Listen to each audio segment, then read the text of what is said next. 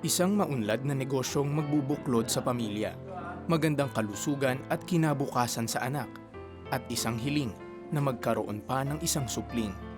Ang lahat ng ito, pangarap na inaasam-asam ni Lorraine. Isang pangarap na malabong mangyari base sa kanilang kasalukuyang sitwasyon.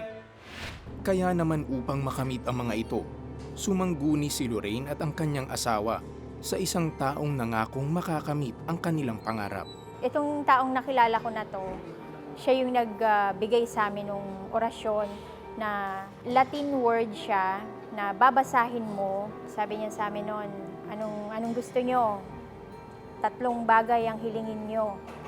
Ibibigay nito. Every time na pag magkakaroon kami ng problema sa negosyo namin, tatawagin namin siya, magpapapray kami. Pag nagkakasakit yung anak ko, tatawagan na naman namin siya, magpapapray kami. Dumepende lang kami dun sa papel na yon.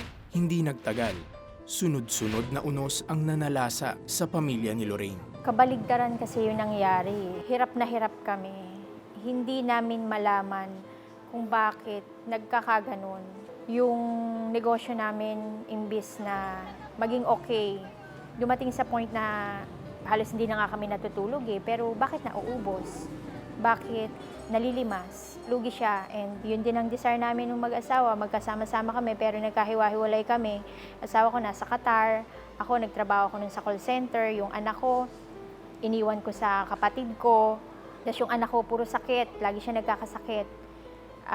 Malala yung sakit niya sa 1 buwan. Ang sakit niya talagang grabe, talagang araw-araw. Parang ayaw mo nang gumising. Parang ang dilim-dilim na, kinakain na kami. Lubog na. Talagang napakahirap. Nasa lugmok na sitwasyon si Lorraine nang makapanood ng The 700 Club Asia.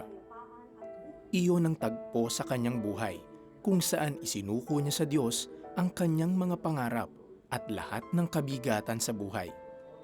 Sumabay siya sa panalangin ng pagtanggap sa Diyos bilang Panginoon at tagapagligtas. Isinangguni niya ang kanyang sitwasyon sa prayer center ng The 700 Club Asia at ipinanalangin siya. Inirefer din siya sa pinakamalapit na Kristiyanong pagtitipon sa kanilang lugar. Magmula noon, nagkaroon ng kapayapaan sa puso ni Lorraine na naibabahagi rin niya sa kanyang asawang nasa ibang bansa. Pag nag-pray ka, may faith and alam mong nandun yung power. Nandun yung power ng Panginoon at buhay ang Panginoon natin. Makaraan ng ilang taon, tinugon ng Diyos ang panalangin nilang mabuo ang pamilya nang makapunta rin si Lorraine at ang kanilang anak sa bansang United Arab Emirates o UAE. Dito mas lumalim ang pagkakilala ni Lorraine sa Panginoon, maging ang kanyang asawa. Magmula noon, tila nabunutan ng tinik ang mag-asawa. Ang hiling na magkaroon ng supling makaraan ang 11 taon ay nagkaroon ng katuparan. Kung bakit naman nandito ang 700 Club is may purpose para magkaroon ng salvation, deliverance, healing, breakthrough.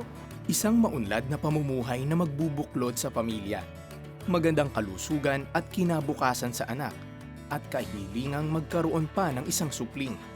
Ang lahat ng ito nagkatotoo dahil sa kapangyarihan at kadakilaan ng Diyos. As for me and my household, we will serve the Lord. Breakthrough talaga, victory, talagang 100% deliverance.